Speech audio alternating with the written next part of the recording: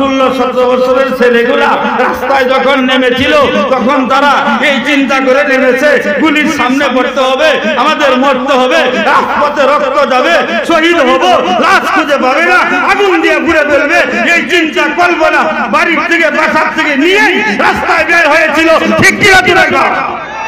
এখন এই বালক বলতেছে আমি মৃত্যুটাকে নিয়েই তোমার সামনে দাঁড়িয়েছি, তোমার কেমনে হত্যা করবো জানো? আমার কাছে 3টা পাথর আছে। জোরে করে আল্লাহু আকবার, আর জোরে করে আল্লাহু আকবার। 3টা পাথর যখন দেখাইলো মুস্কি মুস্কি হাসতেছে আর বলে ইয়াকুব এই 3টা পাথর দিয়া কি করবা?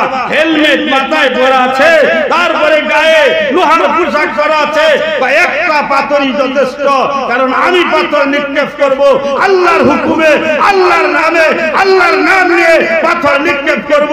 তিনি আল্লাহর নাম নিয়ে প্রথম পাথরটা নিক্ষেপ করে দিল, লোহার চুপি ভাগ করে মাথার মধ্যে লেগে রক্ত বের হতে শুরু করলো।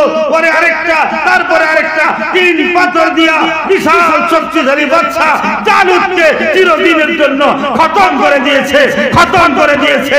ঠিক কিনা জোরে বলুন আমার বন্ধুগণ? ঠিক তেমনি ভাবে এই নওজোয়ানগুলা দেশ থেকে তাড়ানোর পরে আমরা দেখেছি সেই বঙ্গভবনে তারা মাঠের মধ্যে পড়ে সাজদায় পড়ে গেছে, তারা আল্লাহর কাছে দোয়া করতেছে, শুকরিয়া আদায় করতেছে, আয় আল্লাহ আমাদের পরিশ্রম, আমাদের মেধা, আমাদের কষ্ট, আমাদের জিহাদি প্রেরণা আল্লাহ তুমি কবুল করেছো, জালেম মুক্ত বাংলাদেশ হয়েছে।